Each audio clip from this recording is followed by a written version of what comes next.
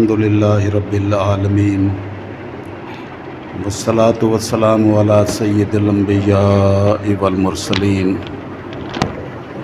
اما بعد فاعوذ باللہ من الشیطان الرجیم بسم اللہ الرحمن الرحیم وَإِذِ ابْتَلَىٰ إِبْرَاهِيمَ رَبُّهُ بِكَلِمَاتٍ فَأَتَمَّهُنَّ قَالَ إِنِّي جَاعِلُكَ لِلنَّاسِ إِمَامًا قَالَ وَمِنْ ذُرِّيَّتِي قَالَ لَا يَنَالُ عَهْدِي الظَّالِمِينَ صدق اللہ مولانا العظیم وصدق رسولہ النبی الأمی الکریم ونحن علی ذلک من الشاہدین والشاکرین والحمد للہ رب العالمین۔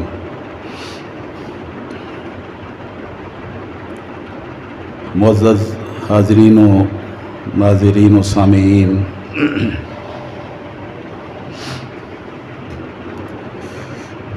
ماہ ذی القعدہ کا شاید یہ آخری جمعہ ہے اور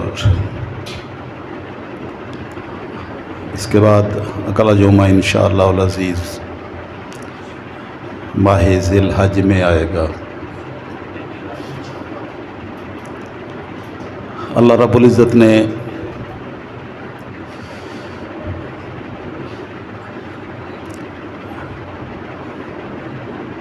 ماہ ذی القعدہ، ذی الحج اور محرم ان کو حرمت والے بڑے احترام والے مہینے قرار دیا ہے اور ان کا احترام کافر بھی کرتے تھے،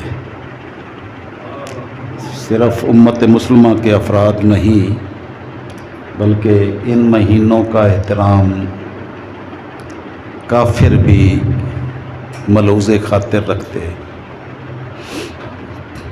اور یہ حرم کی سرزمین جس کو اللہ نے حرمت والا بنایا، اس کا احترام بھی کافر کرتے۔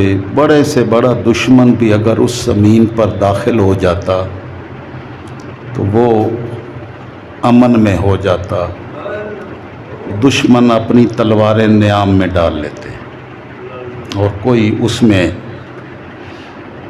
لڑائی قتل و غارت گری نہیں کرتا تھا۔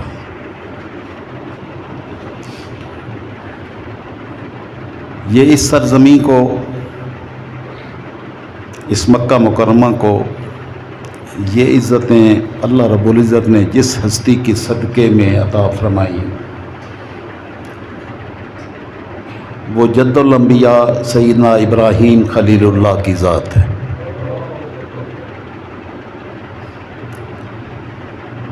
آپ کی پوری حیات طیبہ ہمارے لیے صدق و اخلاص اور مالک الملک کی راہ میں ہر قسم کی قربانیوں کے جذبوں سے سرشار زندگی فراہم کرتی ہے۔ جس حوالے سے بھی آپ کی سیرت طیبہ کا جائزہ لے وہ بے مثل و بے مثال ہے۔ اللہ رب العزت نے جو اپنے مومن بندوں کو اور اپنے مخلص اور صاحب کمال لوگوں کو جو عظمتیں بخشی ہیں، اب وہ عظمتیں ایسے نہیں بانٹی ہیں بلکہ ان کو سیرت و کردار کے اتنے نقطہ کمال پر پہنچایا ہے کہ جو بھی کمال حاصل کرنا چاہتا ہے تو پہلے ان عظمتوں کی خاطر اتنی بڑی قربانیاں بھی دینی پڑتی ہیں۔ مومنین کے لیے آپ کی سیرت طیبہ میں بڑے اسباق ہیں۔ قرآن مقدس میں اللہ رب العزت نے آپ کی حیات طیبہ کو مختلف انداز سے مختلف صورتوں میں بیان کیا، یہاں تک کہ ایک پوری صورت آپ کے نام سے ہی موسوم کی، سورہ ابراہیم۔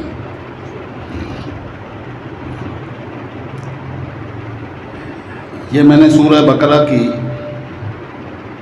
ایک آیہ مکرمہ ابھی تلاوت کی ہے، یہ 124 نمبر آیت ہے سورہ البقرہ کی۔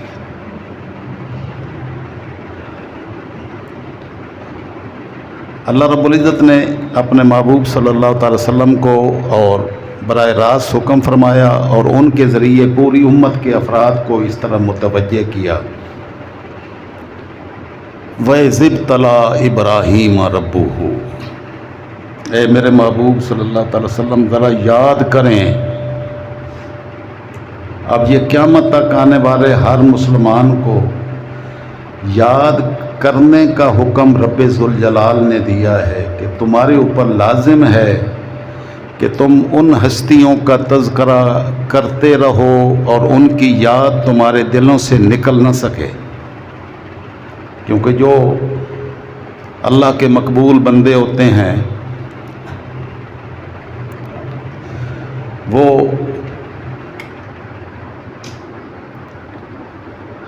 اللہ کی یاد کرتے ہیں، تو اللہ کی یاد کرنے والے اللہ کے بندوں کو بھی بھلا نہیں سکتے، اور مالک الملک یہ چاہتا ہے، اور مالک الملک اس بات کا تقاضا کرتا ہے کہ اس کے یاد کرنے والے اس کے بندوں کو بھی یاد کریں۔ تو مالک الملک نے اس عظیم ہستی جد الانبیاء کو اور ان کی سیرت و کردار کو یاد کرنے کا حکم فرمایا، اور ارشاد ہوا وَإِذِ ابْتَلَىٰ إِبْرَاهِيمَ رَبُّهُ، اے میرے محبوب صلی اللہ تعالی وسلم ذرا یاد کریں وہ وقت، وہ مناظر، وہ آزمائشیں، وہ امتحانات جب ابراہیم علیہ السلام کو، ابراہیم خلیل اللہ کو ان کے رب نے آزمائشوں میں مبتلا کیا۔ مومنین پر ہی آزمائشیں آتی، اللہ رب العزت کافروں کو نہیں آزماتا، اپنے مومن بندوں کو آزماتا ہے، کیونکہ جو اس کے ہیں ہی نہیں، جو اس کے منکر ہیں، ان کا نہ وہ تذکرہ کرنا چاہتا ہے نہ ان کی سیرت بیان کرنا چاہتا، بلکہ ان کا نام بھی نہیں لینا چاہتا، اور جو اس کے اپنے بندے ہیں ان کو آزمائشوں میں بھی ڈالتا ہے، ان کے سیرت و کردار کو بیان کرتا ہے، دنیا کو ان کی عظمتیں، ان کے کردار کی عظمت سے واضح کر کے بتاتا ہے، اور پھر اپنے ان کے ساتھ پیار و محبت کی داستانیں سناتا ہے تاکہ میرے بندے بھی ان سے اسی طرح پیار کریں جیسے میں ان سے پیار کرتا ہوں۔ اب سیدنا ابراہیم خلیل اللہ کی اولاد سے مالک الملک نے بڑے انبیاء کرام پیدا کیے، اور ہمارے آقا و مولا سید الانبیاء صلی اللہ تعالی وسلم بھی آپ کی ہی اولاد سے ہیں۔ اللہ نے ابراہیم خلیل اللہ کو 2 فرزند عطا کیے، ایک حضرت اسماعیل علیہ السلام اور ایک حضرت اسحاق علیہ السلام۔ حضرت اسحاق علیہ السلام کی اولاد سے آگے بہت انبیاء کرام تشریف لائے، اور سیدنا اسماعیل علیہ السلام کی اولاد سے صرف تاجدار کائنات صلی اللہ تعالی وسلم مبعوث ہوئے۔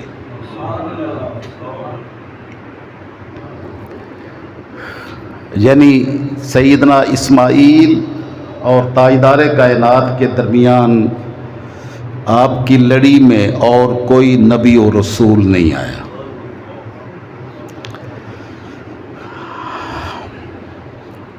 اللہ نے اس آیہ مبارکہ میں فرمایا کہ ذرا یاد کریں وہ وقت جب ابراہیم کو آزمائشوں میں ڈالا ان کے رب نے۔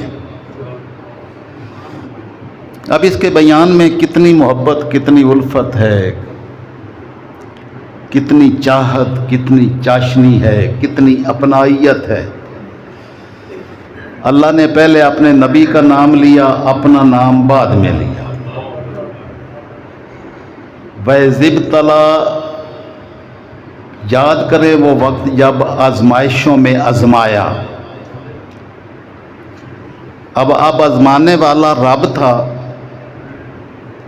جس کو آزمایا وہ ابراہیم خلیل اللہ تھے، تو اللہ نے ابراہیم کا نام پہلے لیا، اپنا نام بعد میں لیا، تاکہ ساروں کی نظریں اس ہستی پر جم جائیں کہ مالک ان سے کتنا پیار کرتا ہے، جن کا نام اپنے نام سے بھی پہلے بیان فرماتا ہے۔ نعرہ تکبیر، نعرہ رسالت، نعرہ حیدری، نعرہ تحقیق، نعرہ غوثیہ۔ میرے محبوب ذرا وہ مناظر یاد کرے جب ابراہیم علیہ السلام کو ان کے رب نے آزمائشوں میں ڈالا، بکلمات، کئی آزمائشیں، فَأَتَمَّهُنَّ، تو انہوں نے ان ساری آزمائشوں میں اپنے آپ کو مکمل اور پورا کر کے دکھایا، ثابت قدم دکھایا، ثابت قدمی کا مظاہرہ کر کے دکھایا، اپنے رب کی ذات کے ساتھ ایمان کا کمال دکھایا۔ زبان سے باتیں کرنا آسان ہے، کردار سے ثابت کر کے دکھانا اور ہے۔ ہمیں تو کوئی تھوڑی سی تکلیف کہیں اگر آ جائے تو ہم کہتے ہیں کہ مالک الملک تیرا نام بھی لیتے ہیں، پھر بھی تکلیفیں جان نہیں چھوڑتی۔ تو اس کا نام لینے والوں کی ہی تو تکلیفیں جان نہیں چھوڑتی، اور وہ چاہتا بھی یہی ہے کہ ان کو آزماتا رہے تاکہ اس کے نام پر ہر وقت اس کی زبان پر اسی کا نام چلتا رہے، کیونکہ مالک کو یاد کرنے والے تکلیف میں ہی تو یاد کرتے ہیں، اور جب آسانیاں ہوتی ہیں تو انسان غافل ہو جاتا ہے۔ تو مالک الملک تکالیف، آزمائشیں کافروں پر نہیں ڈالتا، اپنے مومن بندوں پر ڈالتا ہے۔ کتابوں میں ہم نے بہت کچھ پڑھا،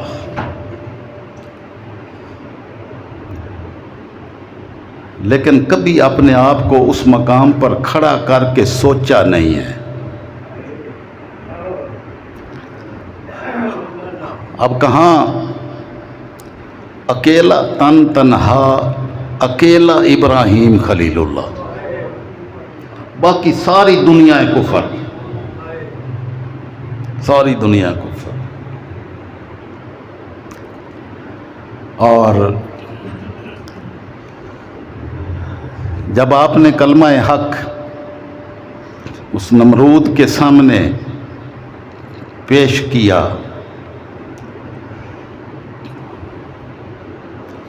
اور آپ نے اعلان کیا رب الذی یحیی و یمیت، میرا رب وہ ہے جو زندہ کرتا ہے اور مارتا ہے۔ قال انا احیی و امیت، اس نے کہا بھی میں بھی زندہ کرتا ہوں، مارتا ہوں۔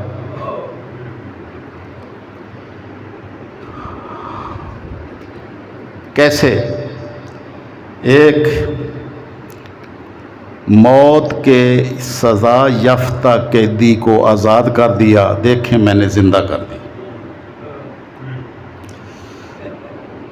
بے گناہ شخص کو پکڑا اور اس کو موت کے گھاٹ اتار کر دیا، یہ دیکھیں میں نے ایک کو مار دیا ہے، ایک کو زندہ کر دیا۔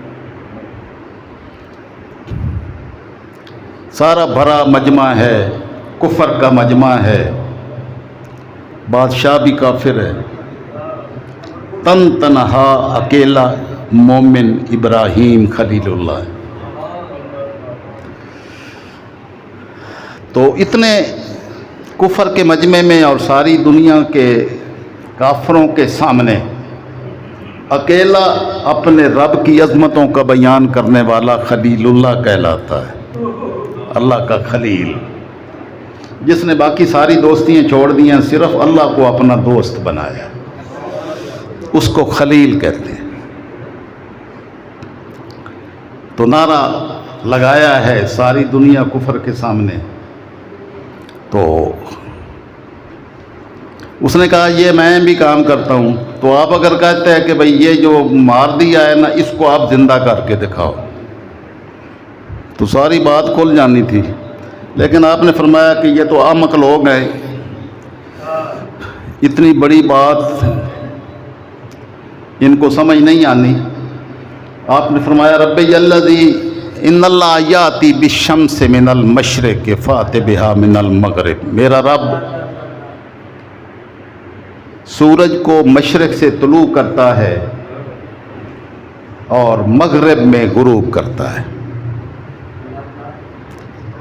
اور تو ذرا ایک صرف حرکت کو تبدیل کر دے. میرا رب مشرق سے سورج کو طلوع کرتا ہے، تو اس کو حکم دے کہ وہ مغرب سے طلوع کر کے دکھا دے. یعنی ایک حرکت بس تبدیل کر دے. زندگی موت تیرے ہاتھ میں کچھ نہیں ہے. کیونکہ اس نے جو دلیل دی تھی بڑی بھونڈی دلیل تھی. فرمایا تو نے یہ کیا کرنا ہے، تو صرف ایک حرکت تبدیل کر دے. تو جب آپ نے یہ مطالبہ کیا فبہت الذی کفر، تو کافر مبہوت ہو کر رہ گئے کہ یہ میرے دائرہ کار میں، میرا اختیار میں کہاں ہے. آپ ثابت قدمی کے ساتھ اللہ کا نبی، اللہ کا خلیل اکیلا تنہا کھڑا ہے، کیونکہ اس کا تعلق اپنی ذات رب ذوالجلال پر توکل اور بھروسے کا ہے. زبان سے کہنا اور ہے، عمل کر کے دکھانا اور ہے. آپ نے عمل کر کے دکھایا. اب رب نے وہ ساری آزمائشوں کو ایک ایک کر کے مختلف صورتوں کی مختلف آیات میں اس کو بیان کیا کہ ہم نے اپنے خلیل کو کن کن آزمائشوں میں آزمایا. دنیا کو دکھایا کہ خلیل ایسے نہیں بنتے ہیں، خلیل اس کردار کے ذریعے بنتے ہیں. فَأَتَمَّهُنْ، انہوں نے ان ساری آزمائشوں میں اپنے آپ کو پورا اتارا. قَالَ إِنِّي جَاعِلُكَ لِلنَّاسِ إِمَامًا، تو رب ذوالجلال نے فرمایا ہم تمہیں ساری دنیا کا امام اور تاجدار بنا رہے ہیں. امامت کا تاج تیرے سر پر سجا رہے ہیں. قیامت تک آنے والی امت مسلمہ کو سبق دیا کہ بارگاہ رب ذوالجلال سے عظمتوں کے تاج ایسے نہیں پہنائے جاتے. پہلے سیرت و کردار کے ذریعے سے ہر آزمائشوں کو پورا کرنا، سنت ابراہیم پر چل کے اپنے آپ کو مومن ثابت کرنا پڑتا ہے، تو تاج امامت سر پر سجایا جاتا ہے. قال انی جاعلک للناس اماما. تو مالک نے فرمایا کہ ہم آپ نے ساری آزمائشوں میں اپنے آپ کو پورا اتار کے دکھایا ہے. ہم آپ کو ساری لوگوں کا امام اور تاجدار بنا رہے ہیں. قال ومن ذریتی، ابراہیم خلیل اللہ نے اللہ کی بارگاہ میں التجا کی کہ باری تعالیٰ میری اولاد میں بھی امامت کے تاج والے بنانا.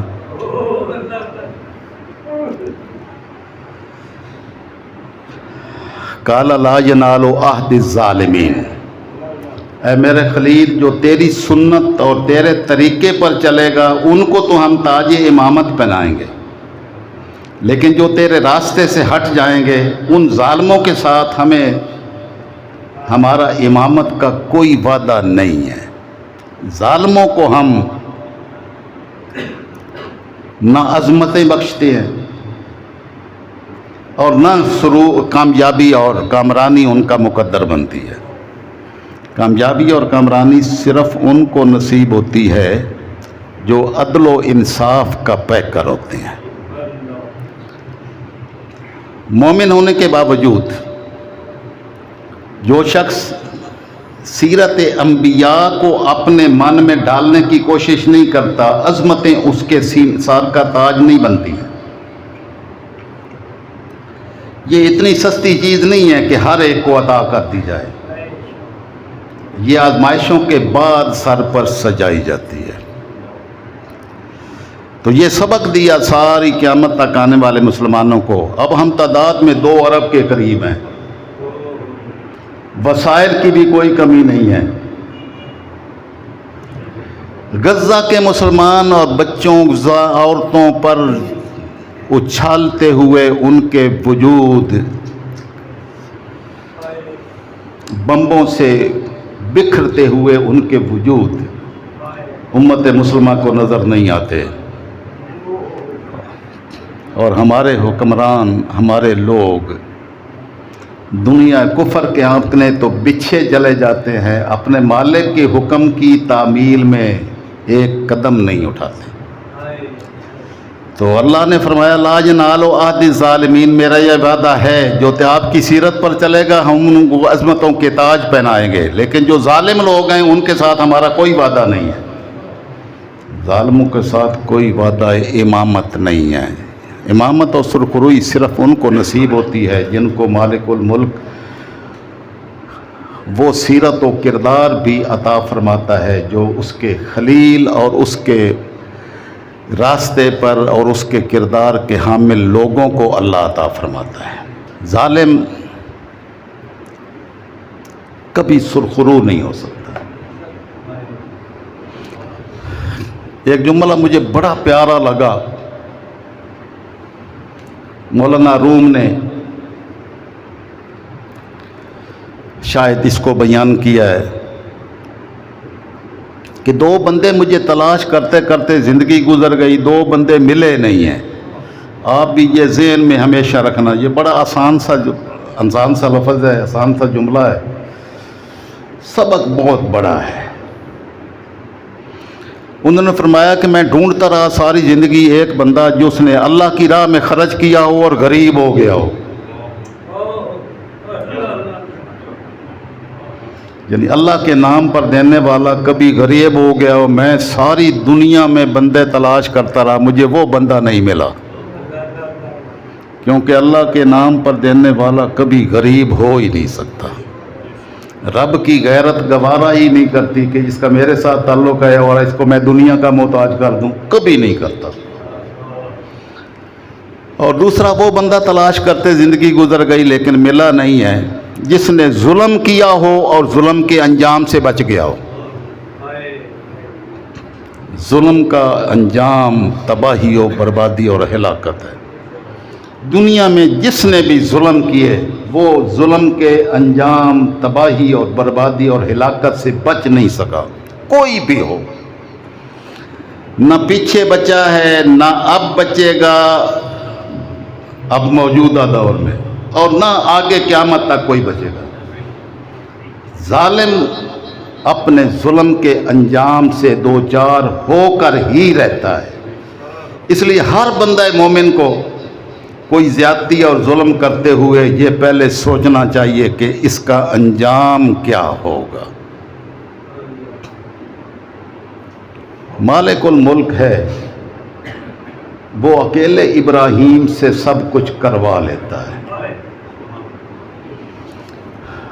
وہ اپنے گھر کی حفاظت ابابیل چڑیوں کے ذریعے سے بھی کروا لیتا ہے۔ الم تر کیف فعل ربک باصحاب الفیل۔ ہم قرآن پڑھتے ہیں، یہ سورت بھی پڑھتے ہیں، بہت سارے لوگوں کو اس کا معنی و مفہوم بھی آتا ہے، لیکن کبھی سیرت و کردار میں اس کو ڈالا نہیں ہے۔ جیسے یہ ہماری زبان الم تر کیف فعل ربک باصحاب الفیل، کیا تم نے دیکھا نہیں ہے کہ اللہ نے ہاتھیوں والوں کے ساتھ کیا کیا تھا؟ ہاتھیوں والوں کے ساتھ یعنی دنیا کی قوت، طاقت، اقتدار، وہ اس وقت ہاتھی تھے. اس وقت ایٹم بم والوں کو نہیں دیکھا ہے کہ اللہ نے ایٹم بم رکھنے والوں کے ساتھ کیا کیا. یعنی صاحب قوت و طاقت.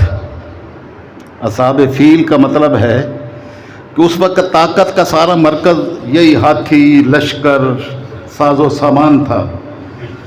تو بیت اللہ کو بچانے والا، بیت اللہ جس کا گھر تھا، وہ گھر کی حفاظت کرنا بھی وہ جانتا ہے. ہم صرف صورتیں پڑھتے ہیں قرآن پاک میں، اس کردار کو اپنے من میں اتارنے کی کوشش نہیں کرتے. کبھی ہمارا بھی یہ ایمان ہوتا کہ مالک الملک جو ابابیل سے اپنی خدمت لے لیتا ہے تو ہم دنیا میں ذلیل و رسوا کیوں ہو رہے ہیں؟ حالانکہ سب کچھ ہمارے پاس تھا. تو ہمارا اور سب کچھ ہوگا، لیکن اپنے رب کی ذات پر توکل اور بھروسہ، اعتماد نہیں ہے. ہم صرف زبان کے مومن ہیں، کردار کے مومن نہیں ہیں. اللہ نے پھر آزمائشوں میں ڈالا. 99 سال کی عمر میں آپ کو اللہ نے سیدنا اسماعیل علیہ السلام جیسا شہزادہ عطا فرمایا، اور وہ بھی اس عمر میں جب بالعموم اولاد نہیں ہوتی. تو ابراہیم خلیل اللہ نے اللہ کی بارگاہ میں دعا کی تو مالک الملک نے بیٹے کی بشارت دے دی، اسماعیل جیسا بیٹا عطا کیا.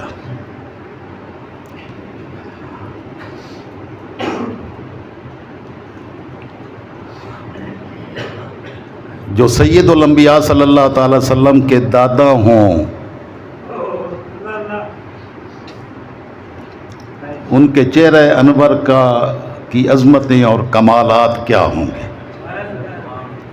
سیدنا اسماعیل ابھی دودھ پیتے کے بچے ہیں تو رب ذوالجلال نے آزمائش ڈال دی. اور آزمائش کیا تھی؟ آزمائش یہ تھی کہ یہ جو پیارا سا بیٹا ہے نا، جو ہم نے آپ کو اتنی عمر کے اس حصے میں دیا ہے، یہ اس لیے آپ کو دیا ہے کہ آپ اس کو میرے گھر کے پاس چھوڑ آئے.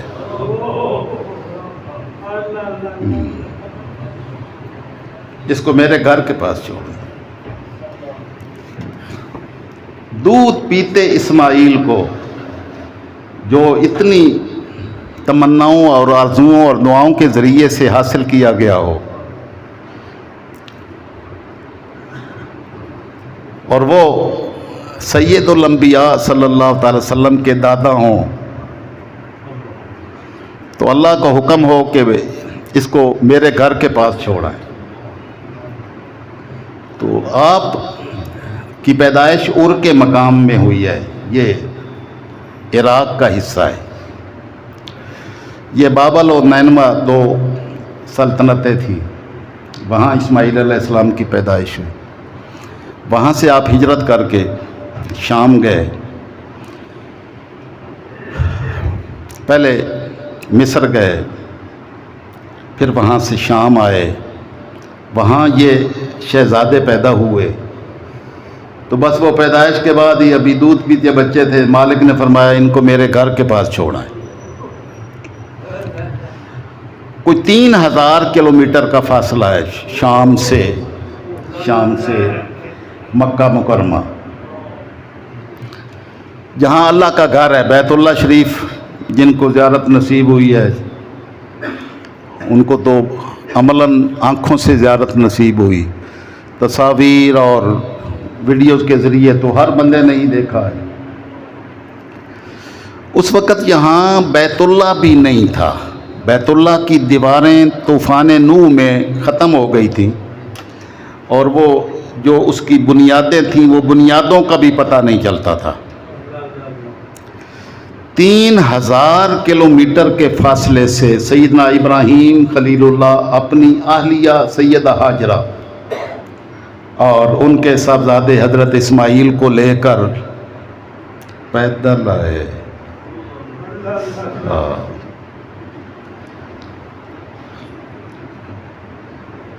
آگے دیوار ہی کوئی نہیں ہے، لیکن اللہ کے خلیل نور نبوت سے جانتے ہیں کہ اللہ کا گھر کہاں ہے. نہ کوئی آبادی، نہ کوئی سبزہ، نہ کوئی پھل، نہ کوئی ذخیرہ، کوئی شے نہیں وہاں پر ہوتی. تو اللہ کا حکم ہے، بس مالک کے حکم کی تعمیل میں بیت اللہ کی جگہ پر بیت اللہ کے دروازے کے سامنے جا کے سیدہ ہاجرہ کو بھی چھوڑا. ابھی بیت اللہ بنا نہیں ہے، بنایا بعد میں ہے، لیکن اللہ کے نبی کو پتہ ہے کہ یہ دیواریں، یہ بنیادیں ہیں بیت اللہ کی. وہاں چھوڑا، چھوڑ کے وہاں سے سیدھے واپس ہوئے ملک شام کی طرف، جدھر سے آئے تھے. اب ہم یہاں مشرق میں ہیں، بیت اللہ کا دروازہ ادھر مشرقی سائٹ پر ہے، ہمارے والی سائٹ پر. جب ہم یہاں سے بیت اللہ کی طرف منہ کر کے کھڑے ہوتے ہیں تو ہمارا منہ بیت اللہ کے دروازے کی طرف ہوتا ہے. بیت اللہ کے دروازے سے کوئی 20-25 گز کے فاصلے پر زمزم ہے. یہ وہ جگہ ہیں جہاں اسماعیل خلیل اللہ کو، ابراہیم خلیل اللہ نے اپنے صاحبزادے حضرت اسماعیل کو وہاں پر چھوڑا تھا. وہاں سے سیدھے واپس ہوئے، ادھر شمال سے آئے تھے، وہاں چھوڑ کے سیدھے واپس شمال کی طرف، شام کی طرف واپس لوٹے. تو اب بیت اللہ کے ادھر جنوب والی سائڈ پہ صفا کی پہاڑی ہے اور شمال والی سائڈ پہ مروہ کی پہاڑی ہے. ان دو پہاڑیوں کے درمیان بیت اللہ اللہ کا گھر ہے. مروہ کی پہاڑی پر کی طرف آپ واپس چلے. سیدہ ہاجرہ نے، آپ نے ان کو ایک کھجوروں کی تھیلی اور پانی کا ایک مشکیزہ چھوٹا سا یہ ان کو دیا اور وہاں چھوڑ کے واپس ہو.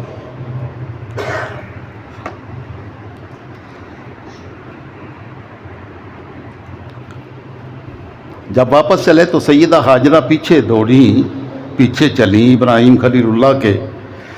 نہ یہاں بندہ، نہ بندے کی ذات، نہ یہاں کوئی سبزہ، نہ یہاں پر پانی، نہ کوئی کھانے کی شے. چٹیل وادی، جس کو قرآن نے کہا وادی بوادن غیر ذی زرع، یعنی وہ وادی جس میں ایک تنکا بھی نہیں اگتا ہے. تو آپ ادھر ہمیں چھوڑ کے تو آپ واپس جا رہے ہیں.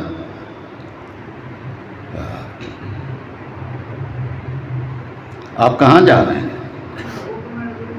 انہوں نے بات سنی، جواب نہیں دیا. بات دہرائی کہ آپ ہمیں یہاں چھوڑ کے کہاں جا رہے ہیں، جواب ہی نہیں دیا.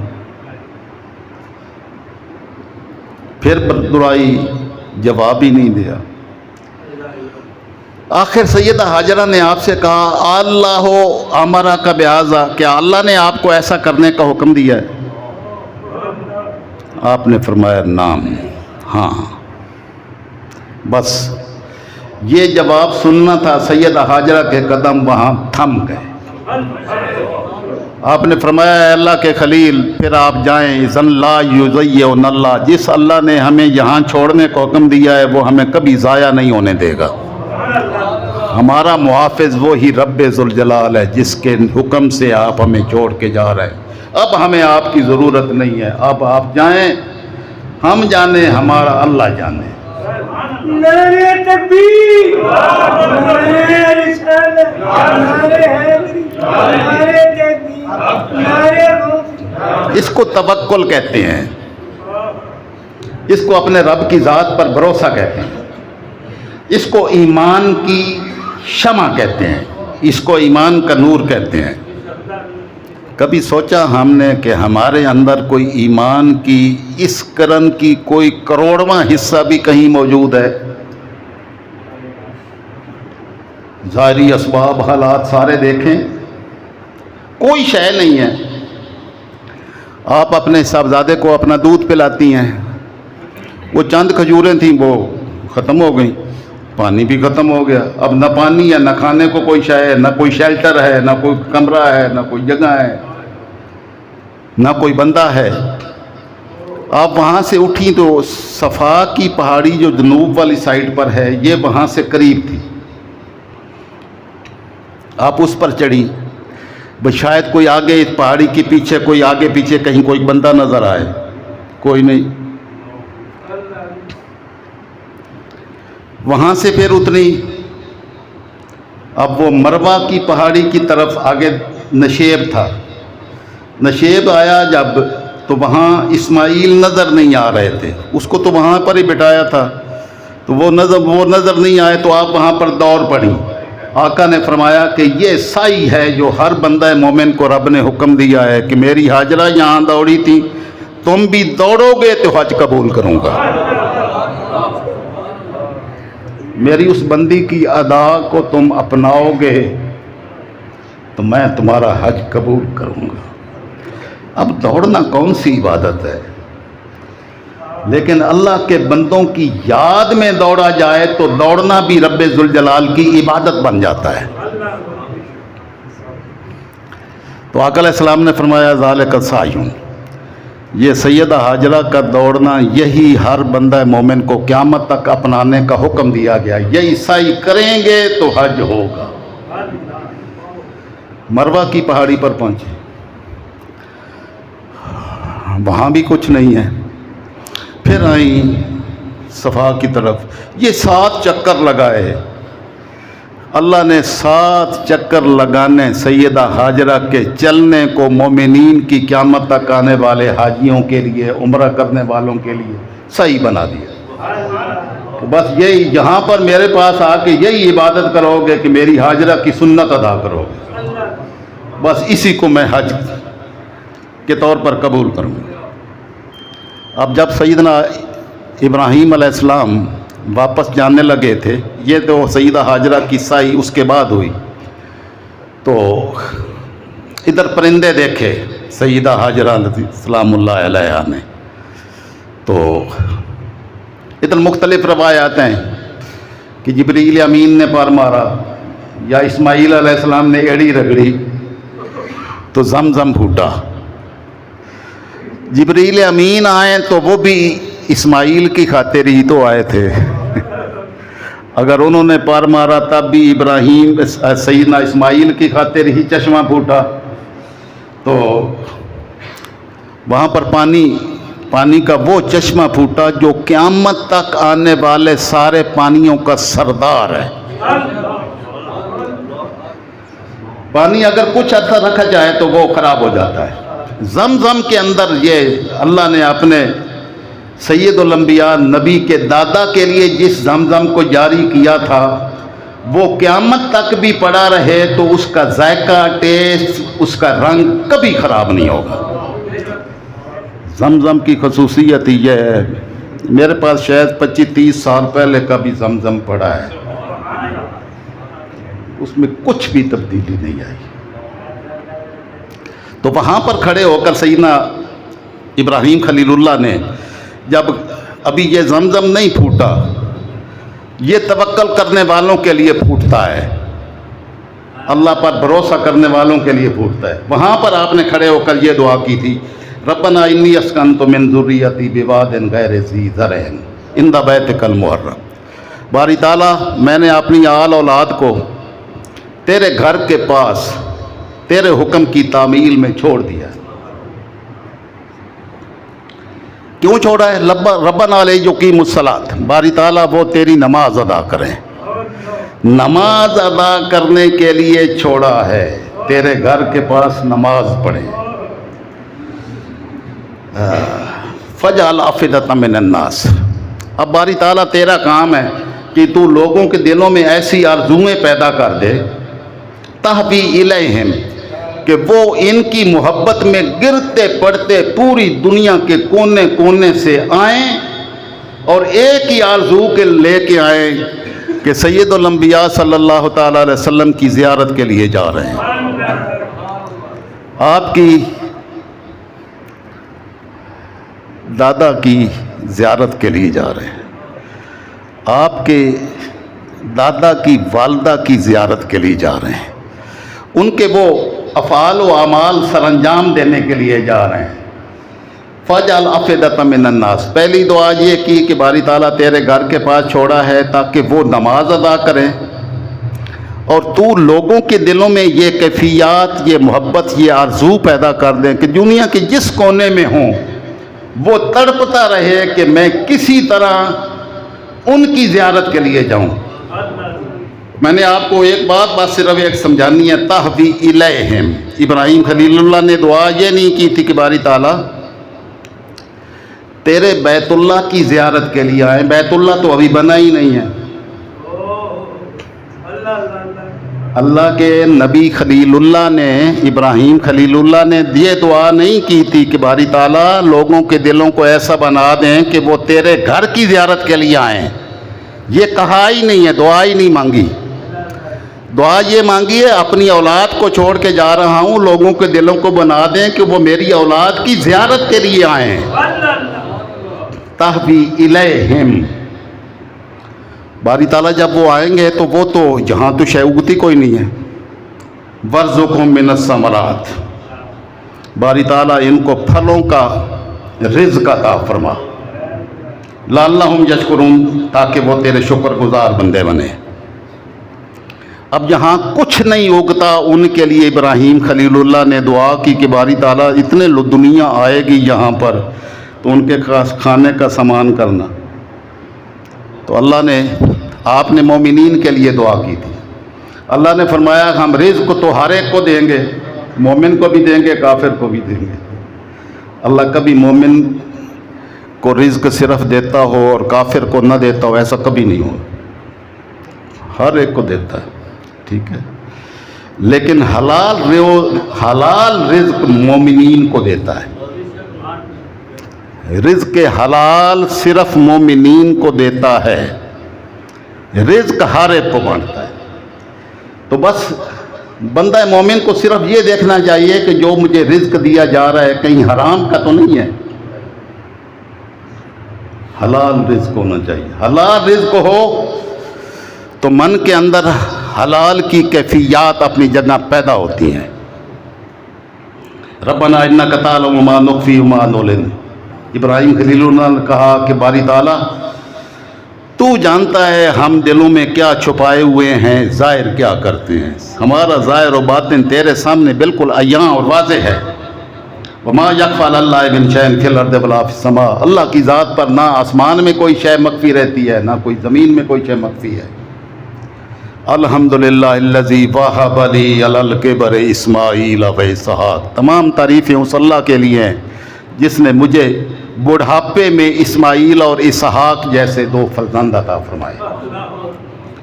ان ربی لسمیع الدعا، بے شک میرا رب دعا کو خوب سننے والا، قبول کرنے والا ہے۔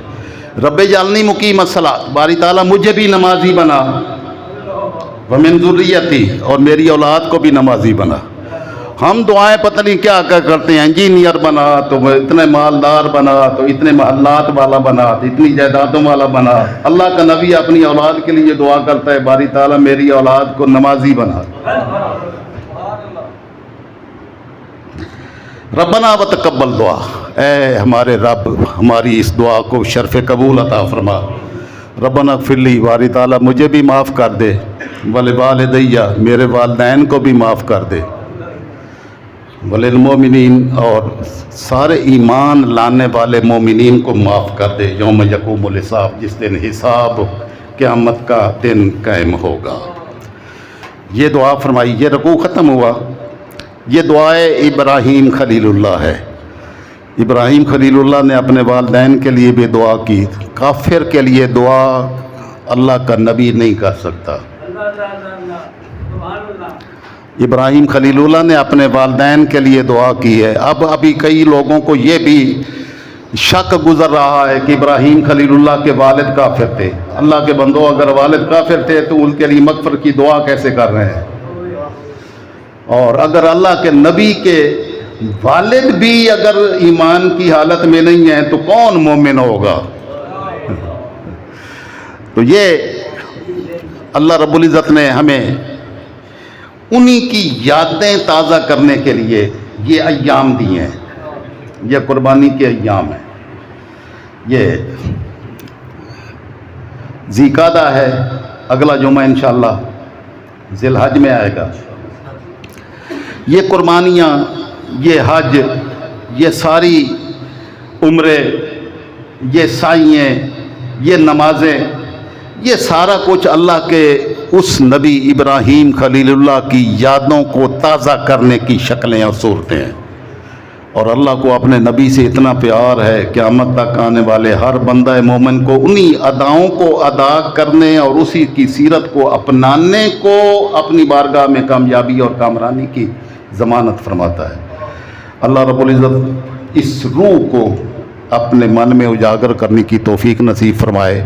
اگر وہ روح پیدا ہو جائے تو پھر ایڑیاں رگڑنے سے زمزم پیدا ہوتا ہے. سیدہ حاجرہ واپس آئیں، انہوں نے منڈیر بنائی، پانی کو روکا. آقا علیہ السلام نے فرمایا اگر سیدہ حاجرہ اس کی منڈیر نہ بناتی تو یہ جاری چشمہ ہوتا. انہوں نے منڈیر بنا دی تو وہ تھم گیا، لیکن پوری کائنات میں اس کا پانی جائے گا. اب کون سی جگہ ہے جہاں سے اتنا پانی نکلتا ہو؟